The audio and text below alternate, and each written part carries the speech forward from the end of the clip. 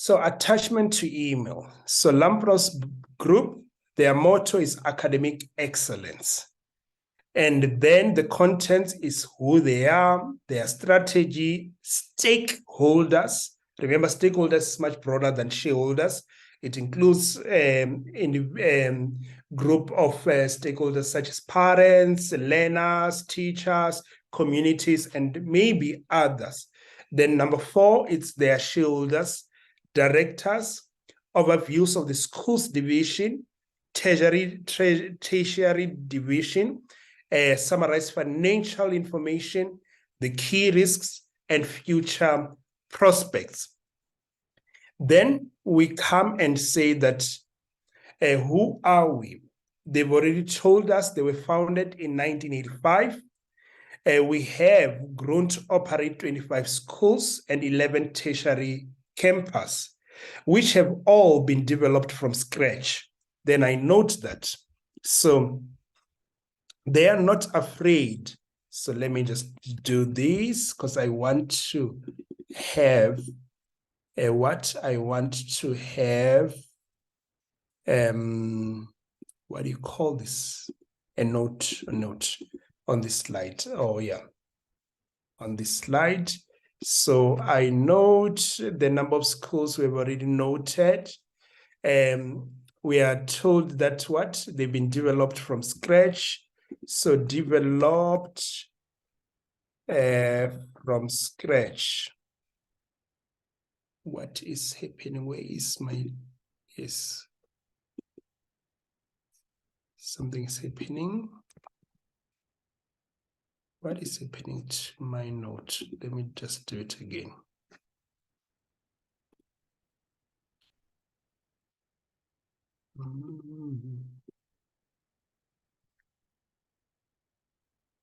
Okay, I'm not sure why my note is not working.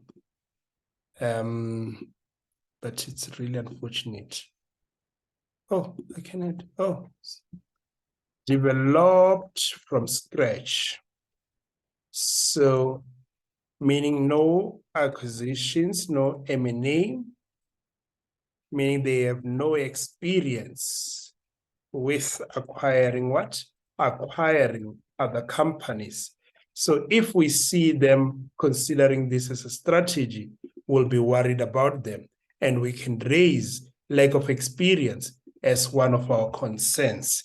Because to acquire another company, I mean, you're taking over a different culture, different policies, and the people are not easily just going to move and believe what you say. So it becomes very difficult in terms of integrating the two businesses and achieving the synergies that you will have wanted. So that is that. We note it as one of the key considerations. And we also note that they are maybe pro-organic growth, meaning that NPV is something that will not be a surprise, whereas evaluation may be coming as a surprise to us. Then we also note that they say we are proudly South African group striving to make what? An impact. Then I then said, okay, they are proudly South African. And the question is, in the South African space, are there a lot of foreign-owned schools? I wonder. And whether parents take this as consideration in assessing or evaluating where they want to take their children. Then they say we aim to develop or provide relevant and quality learning to equip our learners and students for operating in a rapidly changing environment.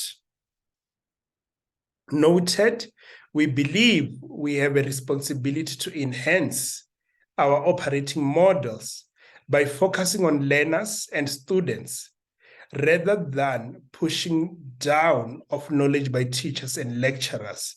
So they are saying that their motto or their approach is that they've got a responsibility to enhance operating model. So what does enhance operating models mean? Is it talking to what? To furthering online learning, because that's a operating model. We strive for excellence in all we do. We believe we have a responsibility beyond our shoulder by embracing and playing our part in sustainability and climate change. And I was like, oh, this from a school perspective, it was coming as a surprise.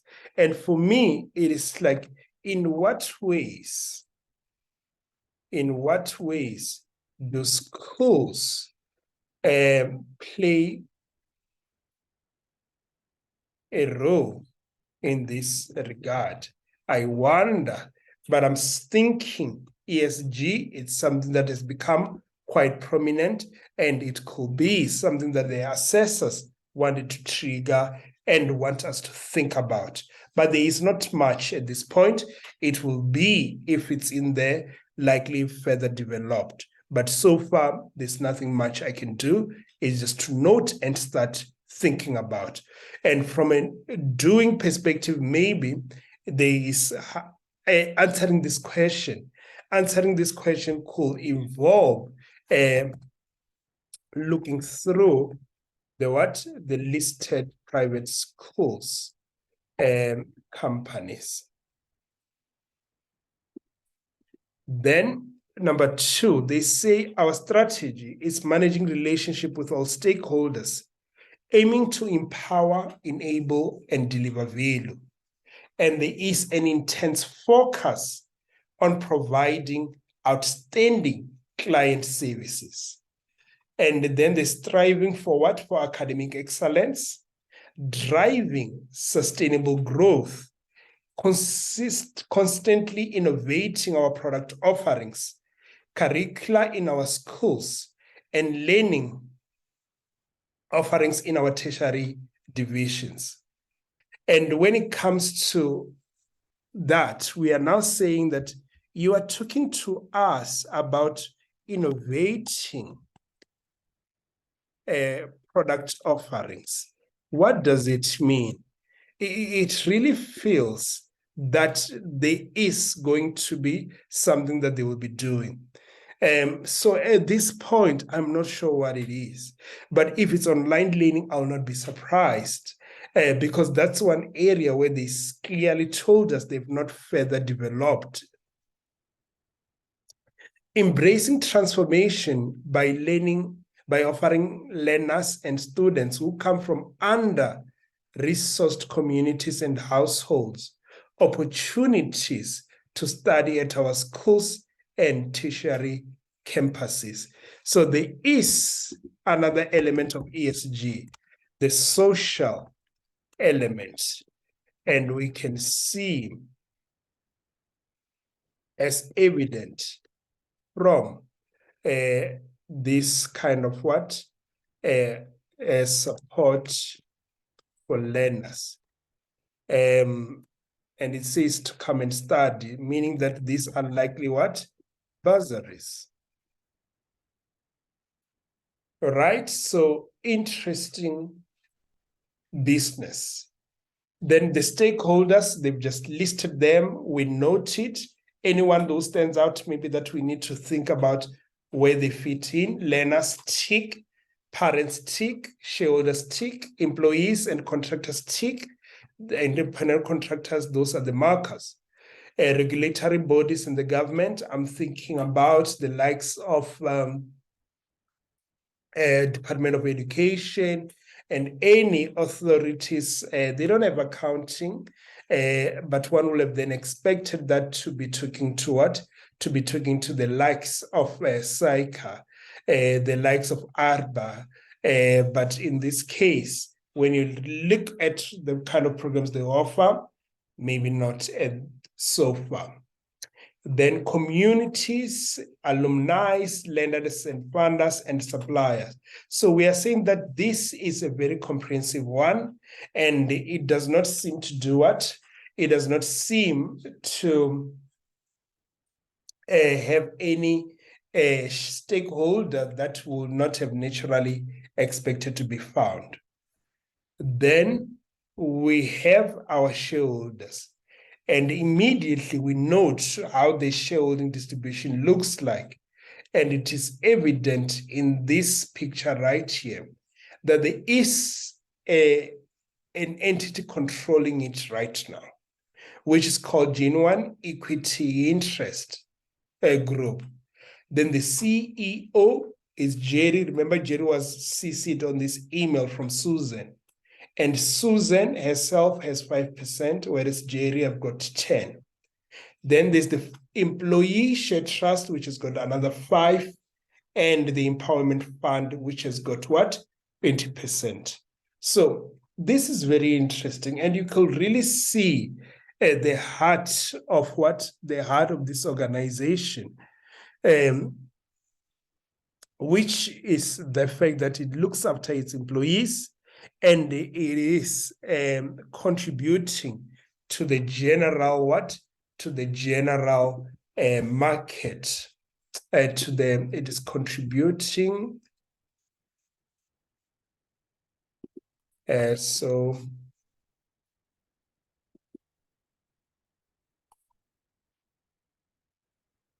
I don't know why it's acting up.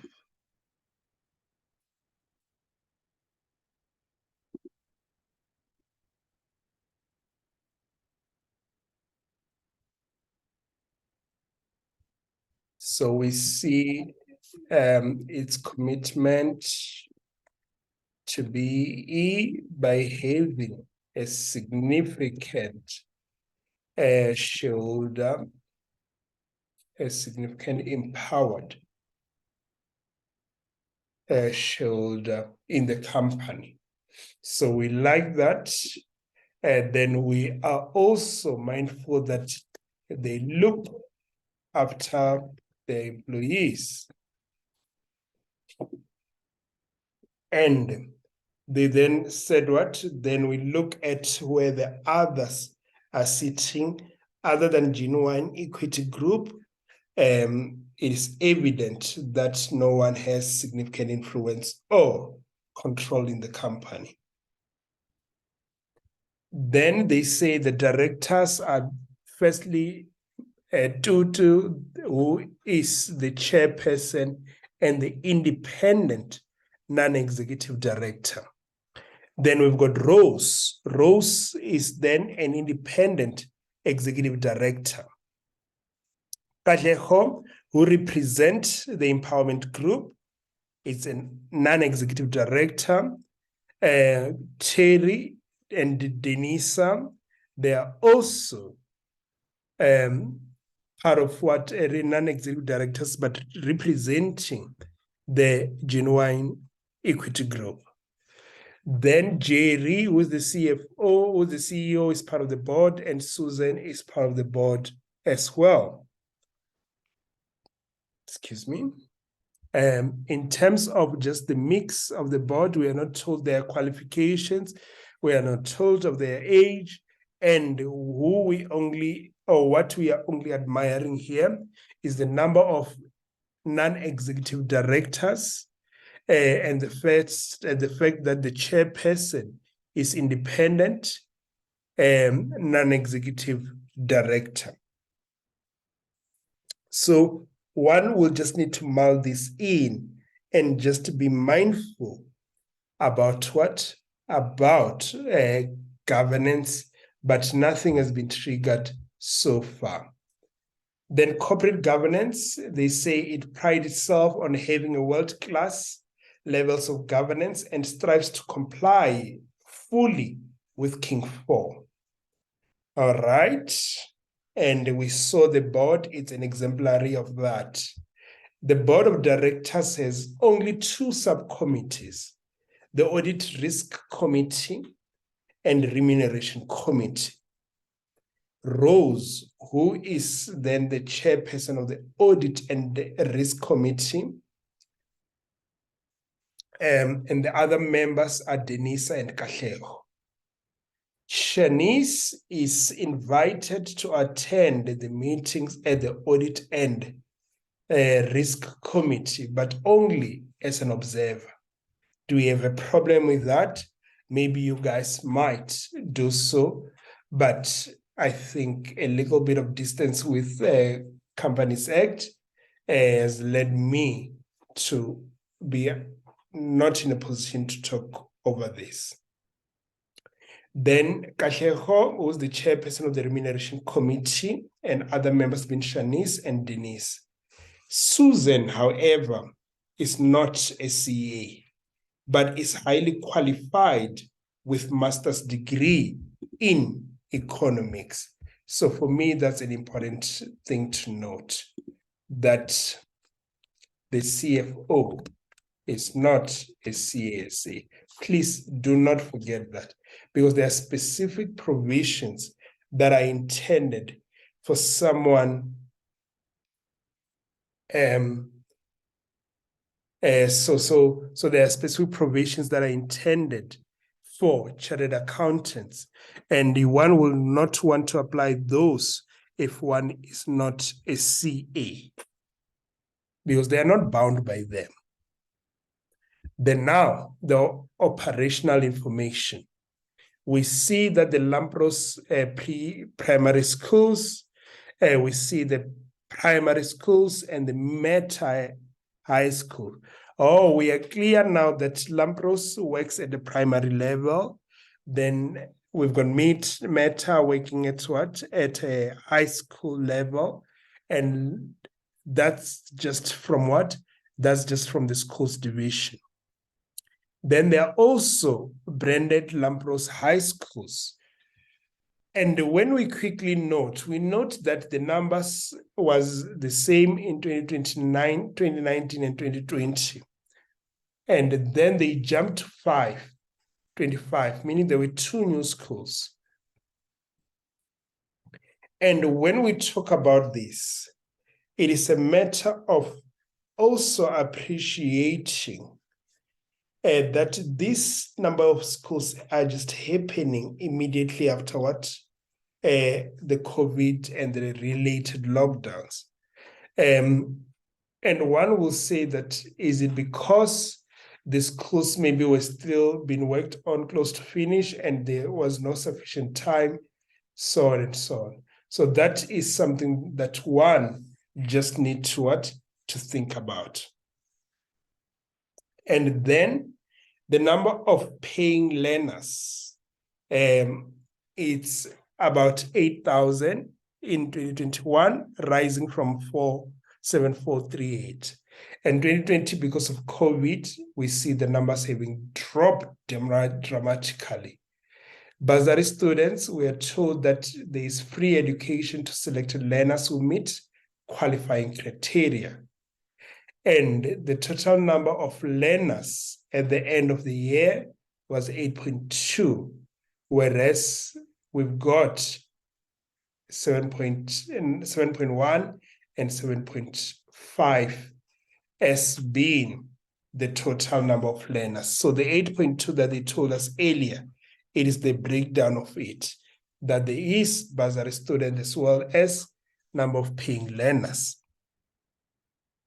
Then when we go further, we noted that the average tuition for the paying candidate, it's about 65,000.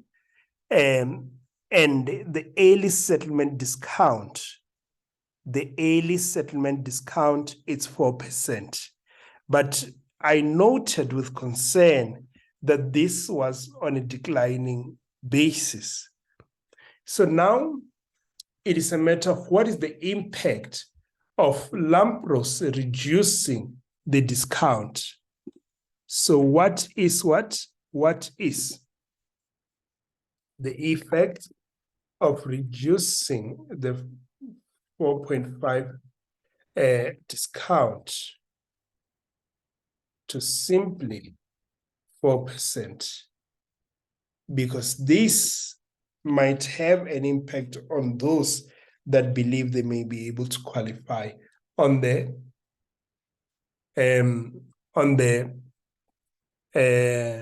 revised discount rates. Discount rates, yes.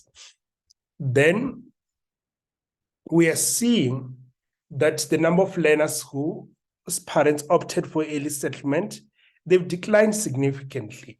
So interestingly, the 0.5%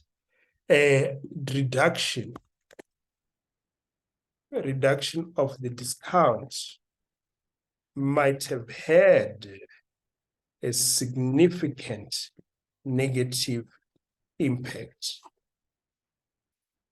And additionally, we could wonder, remember that's just a view, or could it be that these are the effects of a difficult economy? So one will also wonder that parents, maybe they were saying that I could easily pay this at the beginning of the year and get it off my way. So that is what I mean. But now with the uncertainties that are happening, someone might say it's better to have cash so that if there is a need to then have for that cash, we could easily then secure it. So it's all about what? It's all about a difficult economy where people are then being rational about saving for a rainy day rather than paying in advance. Or otherwise, it could be a reduction of the discount. It is not clear. So we note it and it prompts what? It prompts that kind of thinking on us. Then with regards to the pass rates, we noted that it was very good, nothing untoward, and I really didn't felt the need to explore or to understand what are these independent examination boards, because at the end of the day, I'm understanding that they give access to what? To the universities, some of them being what?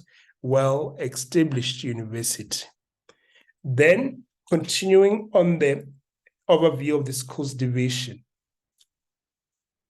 they've got excellent teaching approach, employment of highly qualified teachers, where they are continually being enhanced through ongoing professional development, continuing focus on curriculum development, encouraging digital literacy from grade onwards, promoting respect, diversity, and inclusion, and encouraging self-reflection and a growth mindset amongst learners. Then using innovative communication platforms to enable ongoing communication between administrators, teachers, learners, and parents.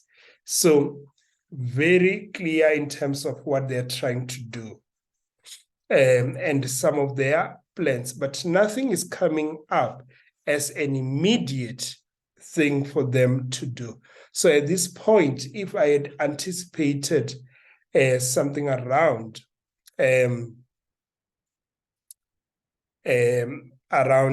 short-term initiatives, then that would be worth noting. Then overview of the tertiary division, the campuses. Again, we noted that just after COVID, a new campus was launched. And in my mind, I didn't think that the company just immediately launched this a year after COVID. I'm of the view that maybe when COVID hit, then there was maybe suspension of construction and also reprioritization of expenditure. And maybe that's why they are finding themselves here immediately after COVID without a better, clearer picture on performance. They are now investing in the schools. So number of paying students, bursaries, total number, and we note those things. Interestingly enough, what I noted is that the schools division has got a higher average price compared to tertiary division, which is a very interesting one. And it could help with just a matter of thinking about relocation of resources. Okay, should we further the schools and do this higher learning educational stuff later on. Then they told us that the Treasury Division does not offer settlement discount, just like the other division. And then they say the tuition fees are required to be settled quarterly in advance. And many of the Limpros students receive bursaries from third parties, which make fee collection easier. In contrast, school division offer parents the option of settling the tuition fees annually in advance. If they currently get 4% settlement discount. It's quite low, but one will need to consider, what will I have done with this particular money? If you can attribute a cost of capital,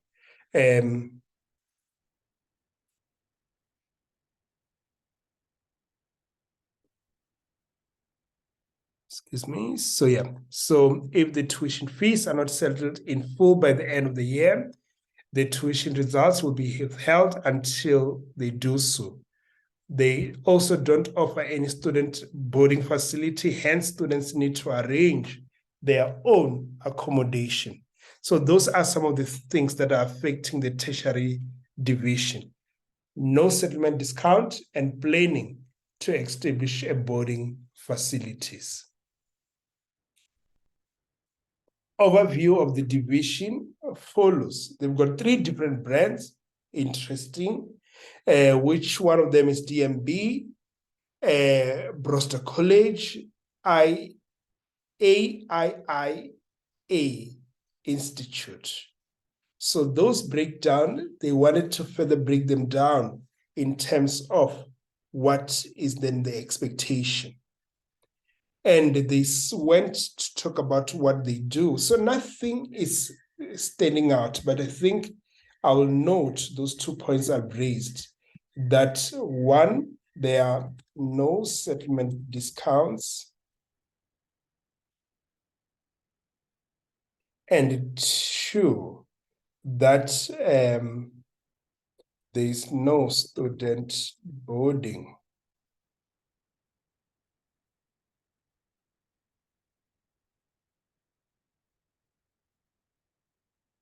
Facilities.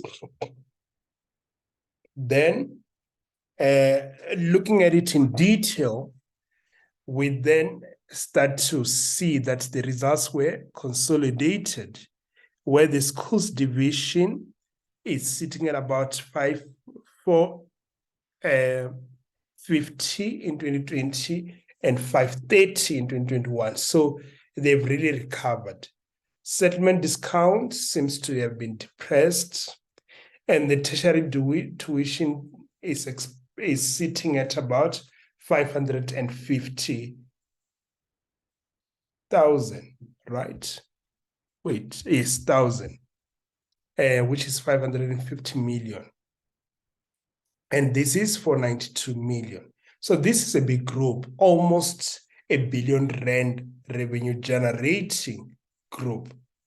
Employee costs are sitting at about half or more than half of what? More than half of total revenue. So that looks like a heavy structure. Then bad debts, we were asking about why people are not taking that into consideration. And we are now seeing that that might have been because of reason number 2. And this is highlighting that parents are under pressure as well, and they can afford to pay the fees, because that's 49 million of the total receipts, which is about 5% for the revenue amount sitting. So I just said that it's what? Not, yes, I just said that it's about 1076 times 5, which will be somewhere there. So let me just do this.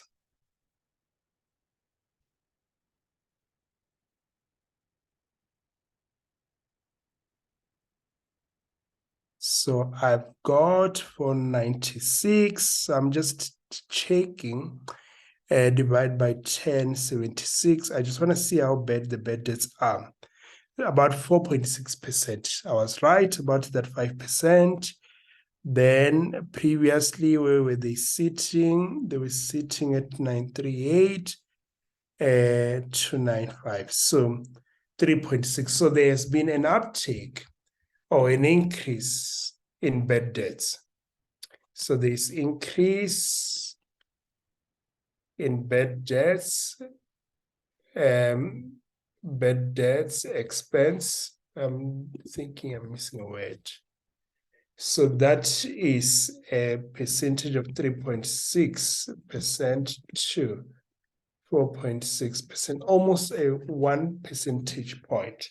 So that is not good from an operating margins perspective. And then I also note that the discounts uptake has reduced. And this could be because of lower percentage as well as lower uptake. So discount has reduced, which is a benefit, but to the extent that customers or parents will have preferred a higher percentage just to help with the break in this tough economy. And EBITDA is sitting at around what? 204 and 177. So the EBITDA margin is around 20%. Okay. So very interesting group. So EBITDA margin, yeah, it's fine. It would have been good for it to be lower, but that's fine. Then EBITDA, we then have to adjust for things like depreciation and amortization, as well as impairment.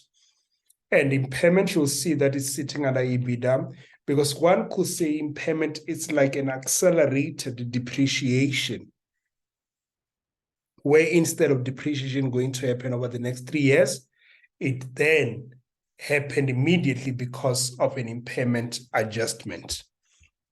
Then we've got the operating profit, which of noteworthy is the fact that there's got interest income of about 2.3 and the finance cost of about 22,500,000. Excuse me. Finance cost, current tax, so nothing out of the ordinary, but we noted that the finance bill looks high. So the finance cost incurred appears to be what? To be significant. So the finance cost incurred appears to be significant. And then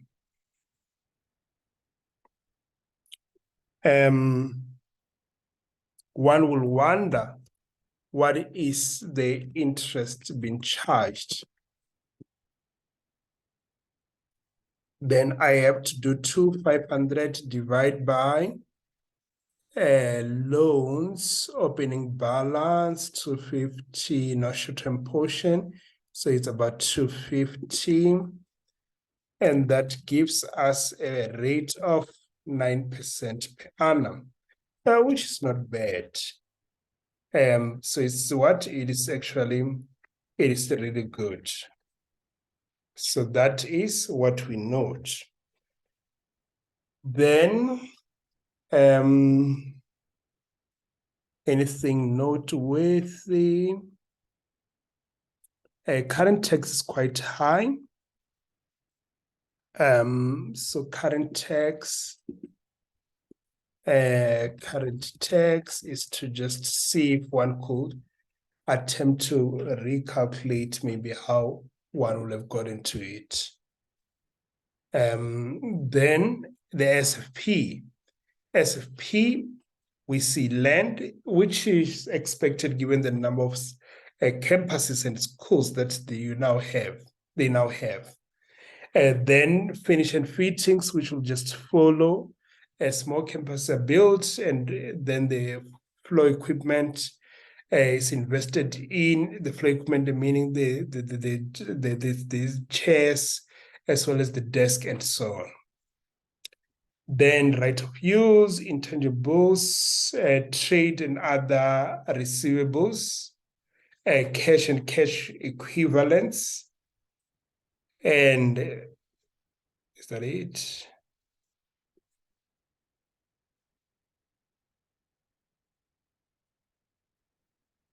So we note that as our current assets, looking at equity, we check if any new capital was introduced. In this case, it does not need to be, it does not appear to be. Then now the next thing is from a retained income is to check whether there was any dividend declared.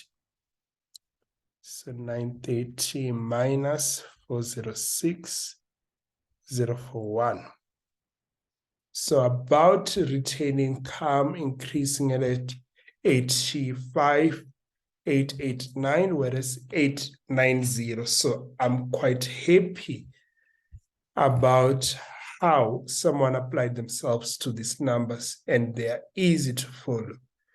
Long-term bank loans, we see them, but we see that about 50,000 seem to have been paid in 2021. And the current portion of that is 50,000.